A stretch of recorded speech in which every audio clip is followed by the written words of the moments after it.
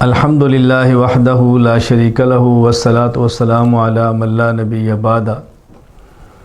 اللہ تعالیٰ نے خاص مکان بعض عبادات کے لیے رکھے ہیں، خاص اوقات بعض عبادات کے لیے رکھے ہیں، تو وہ اوقات جن میں عبادات اللہ نے رکھی ہیں ان میں ایک بہترین وقت اور بہترین زمانہ عشرہ ذی الحج ہے، یعنی ماہ ذو الحج کے پہلے 10 دن۔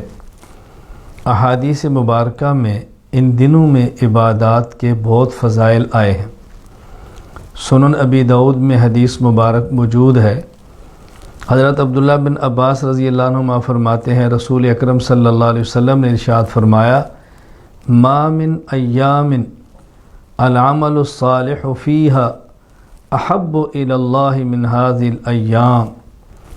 اللہ تعالیٰ کے ہاں ان 10 ایام میں نیک عمل کرنا محبوب ترین عمل ہے۔ ان ایام سے زیادہ محبوب اور کوئی دن نہیں ہے جس میں اللہ تعالیٰ عمل صالح کو پسند فرماتے ہو۔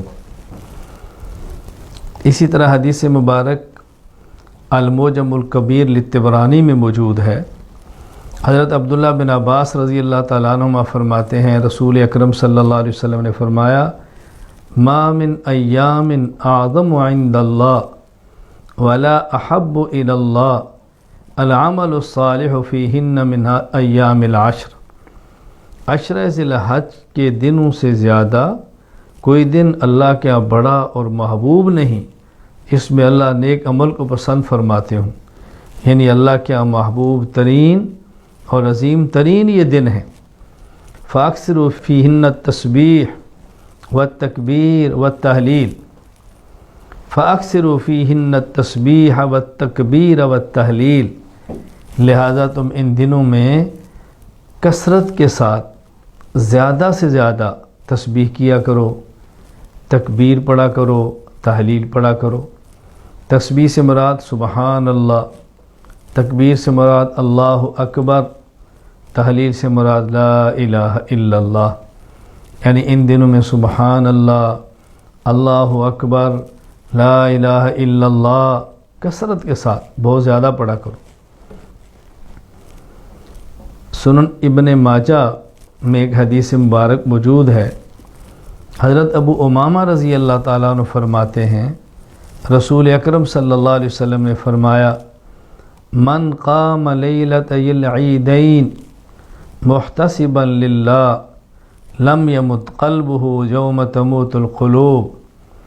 جو شخص دونوں عید یعنی عید الفطر اور عید الاضحیٰ ان کی راتوں کو ثواب کی نیت سے عبادت کرے، جس دن لوگوں کے دل مردہ ہوں گے ان عبادت کرنے والوں کے دل زندہ ہوں گے، مردہ نہیں ہوں گے۔ اللہ اکبر۔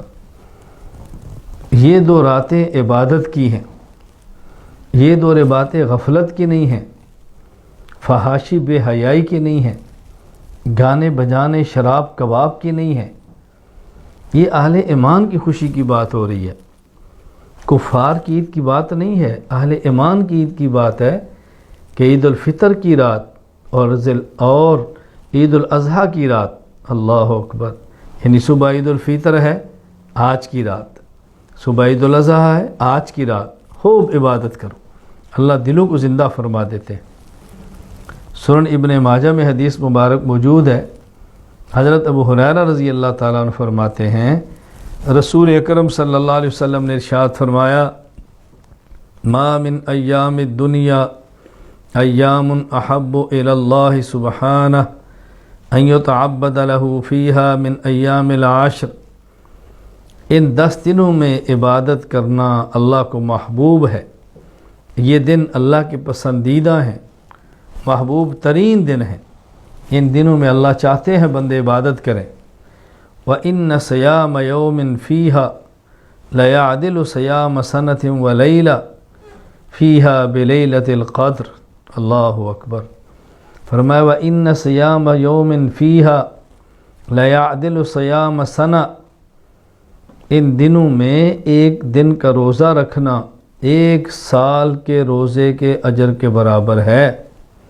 ولیلۃ فیہا بلیلۃ القدر، اور ان راتوں میں ایک رات کو جاگنا ثواب کے اعتبار سے لیلۃ القدر کے برابر ہے۔ تو اللہ تعالیٰ نے ان ایام کو محبوب رکھا ہے، ہمیں ان ایام میں عبادت کرنے کو محبوب رکھنا چاہیے۔ گویا مسلمان کے کمانے کے دن ہیں، آخرت کمانے کے دن ہیں، مسلمان کا سیزن ہے۔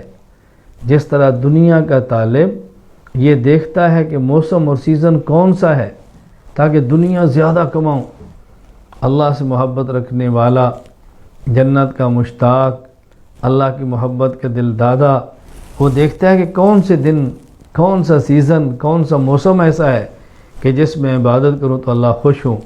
تو عشرہ ذی الحج عبادات میں گزاریں، ہم 9 روزے اس کا اہتمام کریں، رات کو عبادت کریں۔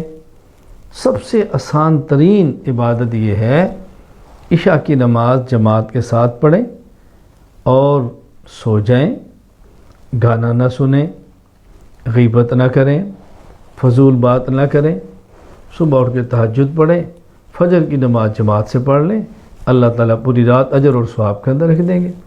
خواتین پر جماعت واجب نہیں ہے، وہ اکیلے نماز پڑھیں، گھر میں پڑھیں، لیکن اہتمام کے ساتھ پڑھیں۔ اللہ تعالیٰ ہم سب کو ان ایام کی قدر کرنے کی توفیق عطا فرمائے۔